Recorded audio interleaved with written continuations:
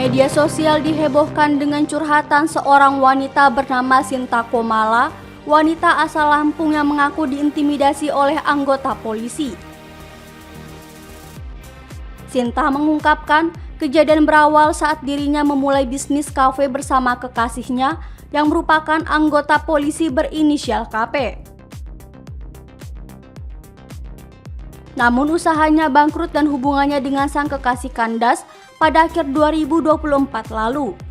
Namun tiba-tiba orang tua mantan kekasihnya yang merupakan seorang purnawirawan Polri bersama anggota polisi Polsek Gamping Sleman berinisial AR mendatanginya. Mereka memaksa Sinta untuk menandatangani surat pengakuan utang terkait usaha kafe sebesar 80 juta rupiah. Keduanya juga mengancam akan dibuatkan laporan polisi dan akan dilaporkan ke Universitas Gadjah Mada karena saat itu ia masih berkuliah S2 di Universitas Gadjah Mada. Keduanya bahkan menahan ijazah S1 milik Sinta sebagai jaminan. Sinta yang merasa dikriminalisasi kemudian melaporkan AR ke Propam Polda Daerah Istimewa Yogyakarta, namun kasusnya dilimpahkan ke Polresta Sleman. Setelah laporan itu, Sinta mengaku justru dijadikan tersangka dalam kasus penggelapan ponsel. Padahal ponsel tersebut ia beli menggunakan uang pribadi, kemudian diberikan kepada adik mantan kekasihnya. Mantan kekasihnya lalu mengembalikan ponsel tersebut kepada Sinta, namun hal itu dianggap sebagai penggelapan. Ya, saat itu saya pagi-pagi sekali di jam 6 pagi itu emang orang tua mantan saya itu yang emang orang tuanya itu seorang purna kepolisian juga, itu datang memaksa saya untuk membuat surat pengakuan hutang yang saya juga sebenarnya bingung, hutang apa? Saya nggak punya hutang apa-apa, saya tidak punya hutang kepada siapapun, saya bilang. Tapi dia tetap memaksa saya karena saya tidak mau, dipaksa beberapa kali, saya bersikeras saya tidak mau membuat pernyataan itu. Akhirnya dia mengajak rekan aktif polisi Gamping saat itu datang ke kontrakan saya. Saat itu saya kebingungan, ini siapa? Kamu nggak perlu tahu, kata ayahnya, kamu nggak perlu tahu ini siapa, nanti kamu lihat sendiri aja siapa yang datang, katanya gitu. Ternyata oknum polisi aktif polisi Gamping, Polsek Gamping yang datang ke tempat saya, memaksa saya, mengintimidasi saya, menekan saya, bilang kalau kamu tidak mau membuat surat ini, surat pengakuan hutang ini, kamu akan saya bikinkan laporan polisi. Kamu akan, karena saat itu saya kan masih kuliah di UGM, saya masih ngambil S2 di UGM saat itu. Dia bilang juga sama saya, nanti kamu akan saya laporkan juga kepada UGM terkait ini, saya akan jelekkan nama kamu di UGM kalau kamu tidak mau membuat surat itu, katanya seperti itu. Akhirnya saya kaget kan, saya udah biasa menangani kasus seperti ini, kamu jangan main-main ya. Itu full saya ada rekamannya, dari beliau datang sampai pulang itu saya full ada rekamannya. Nah, kemudian dengan sangat terpaksa saya sambil nangis-nangis menandatangani surat itu, dan beliau sendiri juga yang mendikte isi surat itu, termasuk ijazah saya ditahan saat itu.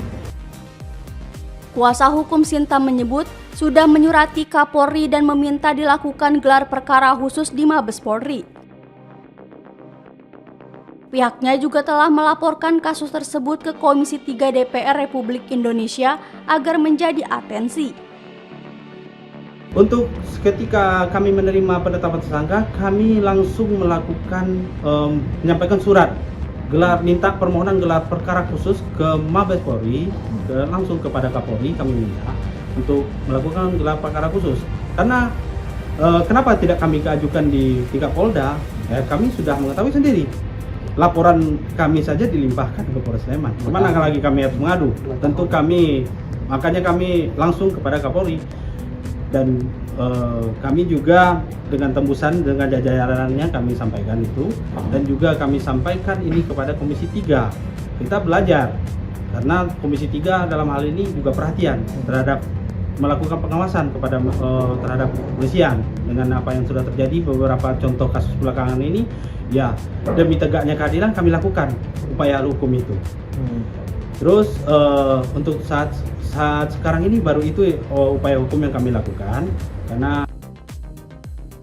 Sementara itu, Polresta Sleman mengatakan kasus tersebut sebagai 2 kasus berbeda, yakni kasus penggelapan ponsel dan kasus kode etik profesi kepolisian.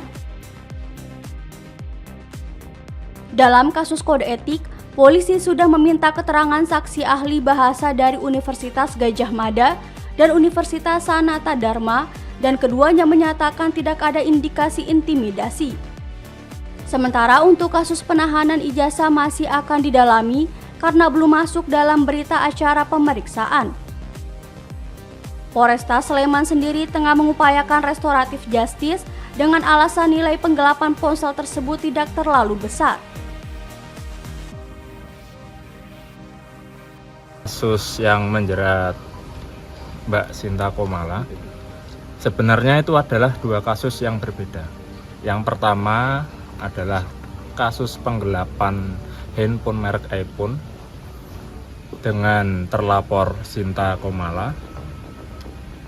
Yang kedua adalah terkait kasus kode etik. Sebetulnya terkait kasus itu yang lebih dulu dilaporkan itu adalah kasus yang penggelapan handphone. Itu tanggal 17 Oktober 2024, kemudian tanggal 23 Oktober 2024 baru melaporkan terkait yang KEPP atau kode etik kepolisian. Prosesnya sampai mana? Untuk yang terkait dengan penggelapan handphone sekarang sudah masuk dalam tahap penyidikan dan saudari Sinta Komala sudah ditetapkan sebagai tersangka. Tapi masih tidak menutup kemungkinan untuk terjadi RJ lagi atau penyelesaian secara kekeluargaan. Untuk yang kasus KEPP atau kode etik kepolisian itu sekarang masih dalam tahap penyelidikan dan pendalaman. Kami sudah memeriksa 2 ahli bahasa, di mana itu ahli bahasa dari UGM dan dari Sanata Dharma. Soal ijazah yang ditahan benar?